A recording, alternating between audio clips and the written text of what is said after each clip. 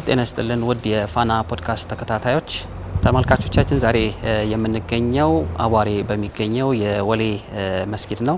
ወሌ መስጊድ እንደሚታወቀው ታሪካዊና ጥንታዊ መስጊድ ነው። እንደውም በአዲስ አበባ ታሪክ የመጀመሪያው መስጊድ በመባል ይታወቃል። ይህንኑ በማስመልከት እዚሁ ወሌ መስጊድ ተገኝተን ቆይታ ለማድረግ አስበን ወደዚህ ተገኝተናል። አብራችሁን ቆዩ። ሰላም አለይኩም። ወአለይኩም ሰላም ወራህመቱላሂ ወበረካቱ። ሰላም ነው? ደህና ናችሁ? ማን ናችሁ? አልሐምዱሊላህ። እንኳን ደህና ቆያችሁን። ዛሬ የመጀመሪያው መስጊድ ውስጥ ተገኝተን ይህንን ቆይታ ለማድረግ በመቻላችን ከፍተኛ ደስታ ይሰማናል። እናንተም እኛ ጋር ስለመጣችሁ ደስ ብሎናል። በዚህ የተከበረ በረመዳን ወር መልካም። ምናልባት ተቀምጠን ማውራት የምንችላቸው ነገሮች ብዙ ስለሚኖሩ ምናልባት መግባት እንችላለን። ደስ ይለኛል። ወካችሁ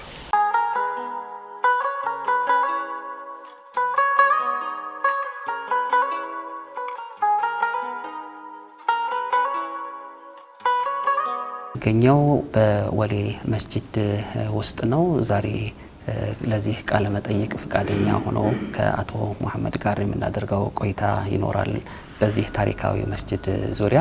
አሁንም አብራችሁን ቆዩ። መሐመድ በለጠ እንተዋወቅ። እሺ፣ መሐመድ አብዱ እባላለሁ። የወሊ መሐመድ አራተኛ ትውልድ ነኝ፣ ወይንም ደግሞ ወሊ መሐመድ ቅድሚያቴ ናቸው። ናም መሐመድ፣ ምናልባት ወደ መስጂዱ ከመግባታችን በፊት ሼክ ወሌ ማን ናቸው ከሚለው እንጀምራለን። ወሊ መሐመድ እንግዲህ ያው እንደሚታወቀው ከዚህ በፊትም ብዙ የተሰራ ዶክመንተሪዎች አሉ፣ የተሰሩ ሪሰርቾች አሉ። ወሊ መሐመድ በአጼ ምኒልክ ዘመን ወደ ኢትዮጵያ የመጡ ዜግነታቸው እንግሊዛዊ እንደሆነ ይታወቃል። በፊት አውራሪ ሀብተ ጊዮርጊስ ዲነግዴ አማካኝነት በጊዜው የጦር ሚኒስቴር የነበሩ በእሳቸው አማካኝነት ወደ ኢትዮጵያ የመጡ ናቸው። የዘር ሐረጋቸው ደግሞ ህንድ እንደሆነ ነው ያገኘነው መረጃ የሚያሳየው። መሐመድ፣ ምናልባት ያው ስለዚህ መስጂድ ሲነሳ ታሪካዊነቱ ነው አብሮ የሚነሳውና ያው እንደውም አንዳንዶች ምን ይላሉ የአዲስ አበባን እድሜ ያህል ያለው መስጂድ ነውና መቼ ተሰራ ከሚለው ጀምረን መረጃዎችን መስጠት ብንችል መልካም። እንግዲህ መስጂዱ የተሰራው በ1889 ነው። ይሄ ማለት እንግዲህ ከአድዋ ድል መልስ በኋላ አጼ ምኒልክ አዲስ ከተማ ደረጃውን የጠበቀ ከተማ የማድረግ ትልም ነበራቸው። ያንን ህልም ለማሳካት ከውጪ መሐንዲሶችን ወይንም ደግሞ እውቀት ያላቸውን ሰዎች ጋብዘው ወደዚህ ሀገር በሚያመጡበት ሰዓት ወሊ መሐመድ እንግዲህ ይሄ ከተማ እንደዚህ ዛሬ ላይ እንደምናየው ሳይሆን በፊት ባዶ በነበረበት ሰዓት አዲስ የአዲስ አበባን ገጽታ ያስተዋወቁ ናቸው ማለት ነው። ይህንን መስጂድ ለመስራት ነው ከህንድ ድረስ የተጠሩት ወይስ ምናልባት አመጣጣቸው ለምን ነበር የሚለውን ብንጠቁም? ጥሩ ጥያቄ ነው። ምክንያቱም አሁን ላይ ወሊ መሐመድ ዛሬ ተገናኘ ነው በመስጊዱ ይሁን እንጂ ወሊ መሐመድ አመጣጣቸው ይህን መስጊድ ለመስራት አልነበረም።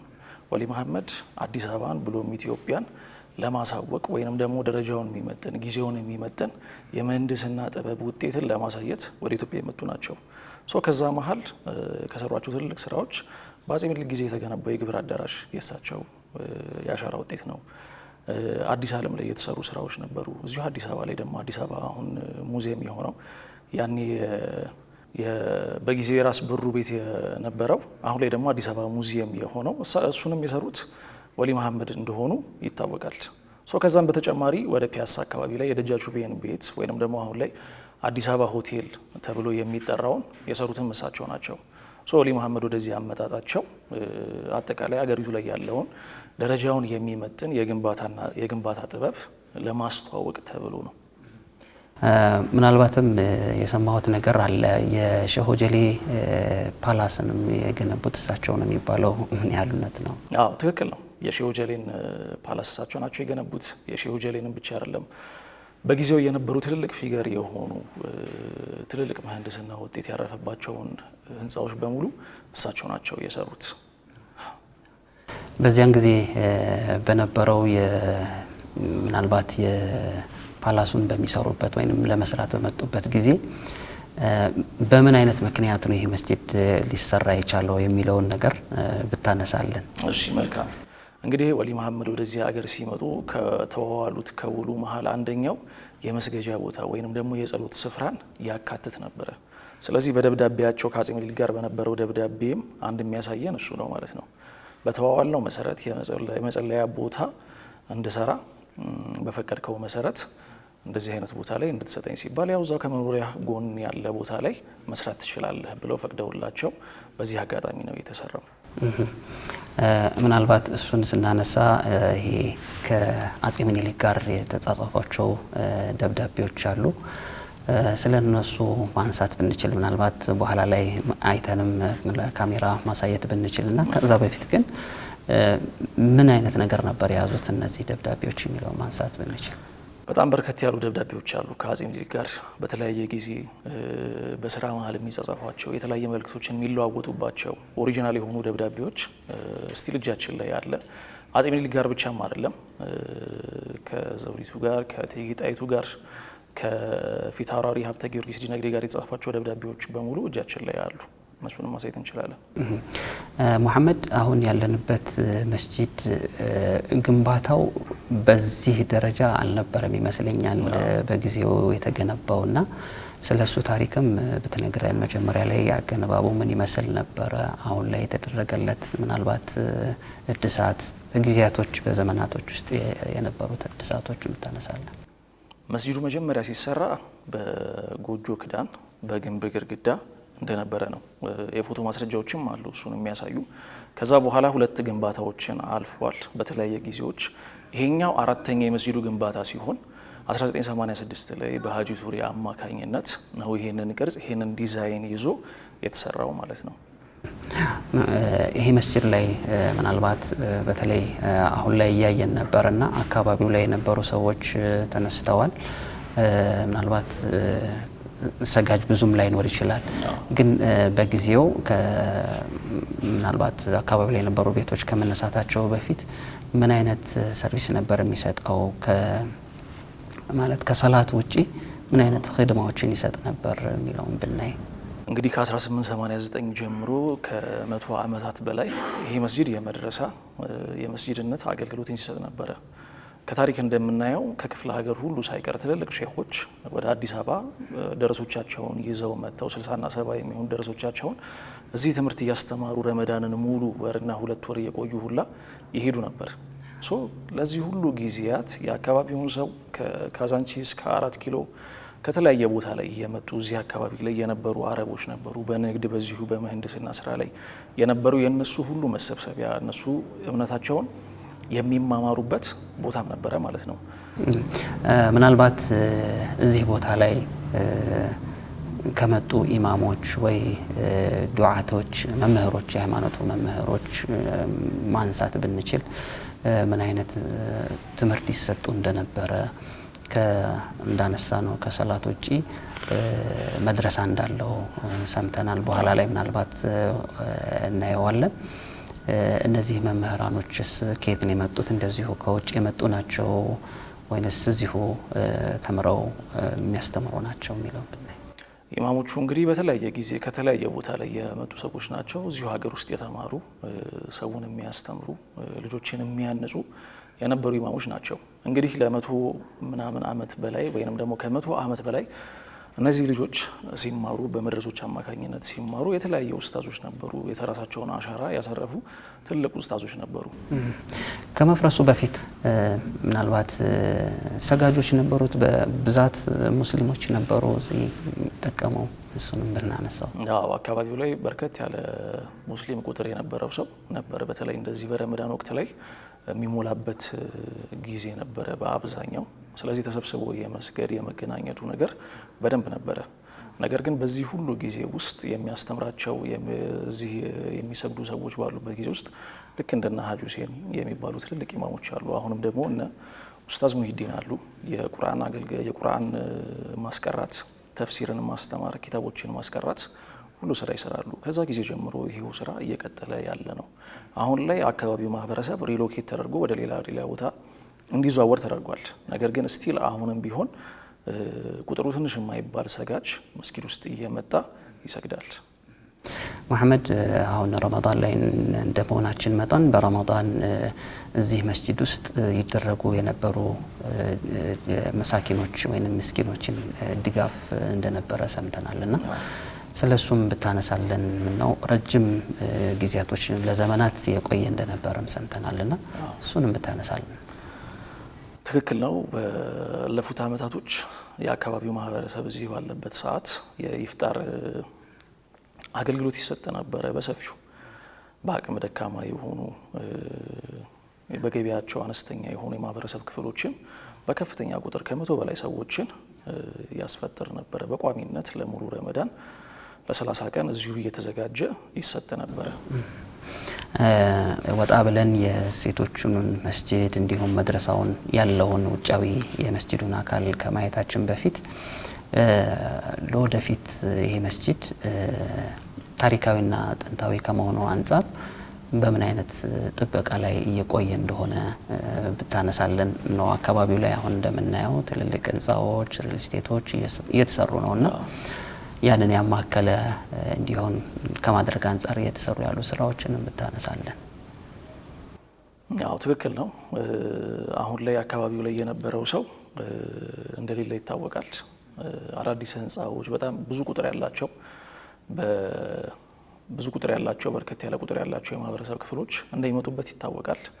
መንግስትም ቃል የገባው ነገር አለ አካባቢውን ለማሳደግ የበለጠ ታሪኩን ለማግላት። ምክንያቱም ይሄ መስጂድ ብቻ አይደለም የአዲስ አበባ ቅርስ ወይንም ደግሞ የኢትዮጵያም ቅርስ ነው። የሃይማኖት መቻቻል፣ እኩልነት፣ መከባበር እንዳለ ማሳያ የሆነ የኢትዮጵያ ወይንም ደግሞ የአዲስ አበባ ትልቅ አሻራ ነው። ስለዚህ ይሄን ነገር ለማጉላት ባህልና ቱሪዝም ሚኒስቴር ይሁንታውን ሰጥቷል መስጊዱን ለማጉላት ለማሰራት። ነገር ግን ይሄ እንቅስቃሴ አብሮ ከሚሰራው አካባቢው ላይ ከሚደረገው ነገር እኩል አብሮ ቢሄድ ብለን እንጠይቃለን። ማስፋፊያዎችን ደረጃውን እየጠበቀ የሆኑ ቦታዎችም አብረው ተያይዞ ለአገልግሎት እንዲውሉ ቢደረግ መልካም ነው። እንደ ሀገር ስናየው የሀገር ቅርስ ስለሆነ ማለት ነው። ከዛም ባሻገር ደግሞ ለእምነቱ ተከታይ ብቻ ሳይሆን ለአካባቢው ማህበረሰብ እዚህ በፊት ነዋሪ በነበረበት ሰዓት የሁሉም የኔ የሚለው ቦታ ነው። ስለዚህ አሁንም ለሚመጣው አዲስ ማህበረሰብ ሁሉንም ሊያገለግል የሚችል የትምህርት ተቋም ሊሆን ይችላል፣ አካዳሚ፣ ሪሰርች ተቋም ሊሆን ይችላል፣ ላይብረሪዎችን የመሳሰሉትን ነገሮች ያካተተ የሃይማኖት ቦታ ቢሆንና ሰዎች ታሪካቸውን ጎብኝተው የሚያዩት ቢሆን የተሻለ ነው እንደ ሀገር ብለን እናስባለን።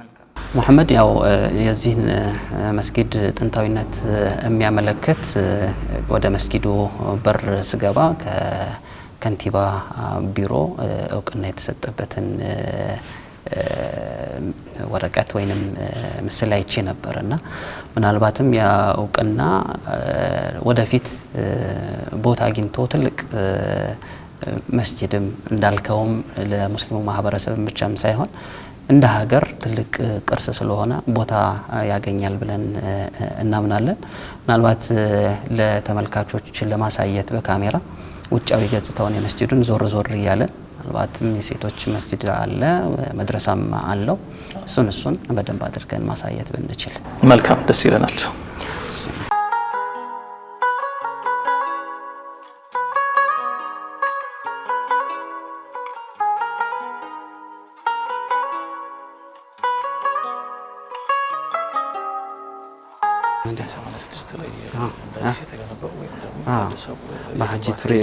ሀጂ ቱሬ የገነቡት ያልከኝ እሳቸው ናቸው። የተገነባው ግንባታ ነው ማለት ነው። ሀጂ ቱሬ እንግዲህ ለማህበረሰቡ በጣም ብዙ መስዋዕትነት የከፈሉ ናቸው። በገንዘብም በአይነትም በብዙ አይነት መልኩ ድጋፍ ያደርጉ የነበሩ ናቸው። ልክ ነው። ይህም መስጊዱ አንዱ የእሱ አካል ነበረ ማለት ነው። አሁን ይሄ የምናየው የሴቶቹ የመስገጃ ክፍል ነው። እዚህ ጋር ውዱ ማድረጊያ አለ። እዚህ ጋር ውዱ ማድረጊያ አለ። ይሄ እንደምታዩት የሴቶቹ የመስገጃ ክፍል ነው። መስገጃ ክፍል የሚያገለግላል። ከጊዜ ወዲህ ደግሞ የሚቀሩት ልጆች በጣም ቁጥራቸው እየበዛ ሲመጣ እንደ መድረሳነት ያገለግላል። ትልልቆች፣ ህጻናቶች፣ የተለያየ አይነት እድሜ ላይ ያሉ ተማሪዎች ስለነበሩ እንደዚህ አይነት አገልግሎት የሚሰጥ ክፍል ነው። በርከት ያለ ቁጥር ሴቶችን ብቻ የሚይዝ ነው ማለት ነው። ምናልባት መሐመድ እዚህ ጋር ማንሳት ካለብን የሴቶችን ድርሻ እዚህ መስጊድ ውስጥ ምን አይነት ድርሻ ነበራቸው? በተለይ ከመስገድ ውጪ ማለት ነው። ትምህርት ይሰጡ ነበር፣ ይከታተሉ ነበር? ምን ያህል ቁጥር ነበራቸው የሚለውን ደግሞ ማንሳት ብንችል። የሴቶች አስተዋጽኦ በጣም ከፍተኛ ነው። ከኢልምን ከመቅሰም መጥቶ ከመስገድ። ምክንያቱም ማህበረሰብ ሲባል የሴት አስተዋጽኦ ከሌለበት ሙሉ አይሆንም እና ትምህርቱም ከጅምሩ ጀምሮ ሴቶችን ያካተተ ነው፣ እነሱን ያሳተፈ ነው። በጣም ብዙ በትንንሽ እድሜያቸው ብዙ እውቀትን የቀሰሙ ልጆች አካባቢው ላይ ይኖራሉ። ከዚህም በፊት ነበሩ። ሴቶች አስተዋጽኦ በጣም ጉልህ የሆነ እንቅስቃሴ ያለው መስጂዳችን ላይ። ሌላው መሐመድ ሳልጠይቅህ ማለፍ የማልፈልገው አሁን ላይ መስጂዱ ዙሪያ ያሉ ቤቶች ቢፈርሱም መስጂዱ ግን አገልግሎት እየሰጠ ነው። ለዋና አገልግሎት የሚሰጠው ይመጣሉ ማለት ነው ሰዎች ከሩቅ አገልግሎት እየሰጠ ነው። እንደሚታወቀው እዚህ አካባቢ ላይ ያለው ነዋሪ ሪሎኬት ተደርጓል። ነገር ግን አሁንም ትንሽ አለፍ ብሎ ከዚህኛው ከፈረሰው ሳይድ ወደዛ ያለው ማህበረሰብ በፊትም የዚሁ ጀማ የነበረ አሁንም መስጂዱን በስፋት ይጠቀመዋል። አንዳንድ ጊዜ ደግሞ እንደ ጁማ ያሉ ሰው የሚሰባሰብባቸው የጸሎት ሰላቶች ላይ ደግሞ አሁንም ከሌላ ቦታ ላይ እየመጣ በደንብ ሰው ይጠቀመዋል። ሲል ተጠቃሚ ያለው አልቀነሰም። መልካም። ምናልባት የሴቶችን መስጂድ በዚህ ካየን መድረሳዋንም ታስተዋወቀንና እዛው ፕሮግራማችንን እንዘጋለን። ደስ ይለኛል። መሐመድ ስለ መድረሳው እያነሳን ነበረ። እንግዲህ ስለሷ ተነግረናለህ። መልካም። እንግዲህ መስጂዱ የመድረሳ አገልግሎት ወይንም ደግሞ ልጆችን የምናስተምርበት የነበረው ቦታ እነዚህ ናቸው። አሁንም አገልግሎት እየሰጡ ይገኛሉ። እንዳልኳችሁ መድረሳው ስለሚያንስ አንድ ማስፋፋያ የምንፈልገው በእንደዚህ አማካኝነቶች ነው። ፈላጊው በጣም ብዙ ነው ያለው። ነገር ግን ቦታውና መስጠት የምንችለው ግን ውስንነት ስላለ ነው። ስለዚህ ከዚህ በዘለለ የሴቶቹንም ቦታ እየተጠቀምን ነበረ ያለ ነው። እንደዛም ሆኖ ግን ቁጥሩ ስለበዛ አነስተኛ የሆነ ቦታ እንድንቸገር አድርገናል። መሐመድ እንደማይ 4 ክፍሎች ናቸው ያሉት። ግን እንደነገርከኝ ከሆነ ብዙ ተማሪዎችን ያስተናግድ ነበር። ምናልባት እዚህ ጋር የሚሰጡት የነበሩትን ትምህርቶች ማንሳት ብንችል መልካም። እዚህ የቁርአን ትምህርት ይሰጥ ነበረ። ያው ቁርአን ሲጨርስ ደግሞ ከዛ በኋላ ተጅዊድ የሚባል አለ። ቁርአንን በተሻለ መንገድ መቅራት። ከዛ በኋላ ደግሞ ኪታቦች ላይ በጣም ሰፋ ያሉ ኪታቦች አለ እንደየደረጃቸው ይሰጣል። እነዚህ ክፍሎች በቂ ናቸው ማለት አይደለም። በጣም በርከት ያሉ ተማሪዎች ስለነበሩ አንደኛ እነዚህን ክፍሎች እንጠቀማለን፣ ሁለተኛ ደግሞ ለሴቶች ይህንን ክፍል እንጠቀማለን፣ ለወንዶች ደግሞ እዛ ላይ ያለው ቦታ ላይ እንጠቀም ነበረ። ቁጥሮቸው በጣም ብዙ ነው። በመቶዎች የሚቆጠሩ ተማሪዎች ናቸው በየቀኑ እዚህ የመጡ መንፈሳዊ ትምህርትን ይቀስሙ የነበረው። ስለዚህ በዛ አማካኝነት ቦታው አነስተኛ ነበረ ማለት ነው። መሐመድ ካንተ ጋር በነበረን ቆይታ የመስጂዱን የወንዶች መስገጃና የሴቶችን መስገጃ እንዲሁም መድረሳውንም ለማየት ሞክረናል። ምናልባት የተቀረውን ደግሞ በካሜራ ለተመልካቾቻችን የምናሳይ ይሆናል። ካንተ ጋር ለነበረን ቆይታ በጣም አድርጌ አመሰግናለሁ መሐመድ። እኔም በጣም አመሰግናለሁ። በረመዳን መታችሁ ስላስታወሳችሁን አስባችሁ ስለመጣችሁ እናመሰግናለን። አንተም ያው ከዚሁ አካባቢ ከሚኖሩት ሰዎች ነበርክና ምናልባት ከሩቅ ነው ይሄንን ብለህ የመጣኸው። በጣም አድርገን እናመሰግናለን። እሺ ወንድም። ክቡራን ተመልካቾቻችን ይህ ቆይታ የነበረው በአዲስ አበባ የመጀመሪያ መስጂድ የነበረው ታሪካዊ መስጂድ የሆነው የወሌ መስጂድ በአቧሬ ይገኛል። እዛ ተገኝተን ያዘጋጀንላችሁ ፕሮግራም ነበረ። እንደወደዳችሁት ተስፋ እናደርጋለን። ለነበረን ቆይታ እጅግ አድርገን እናመሰግናለን።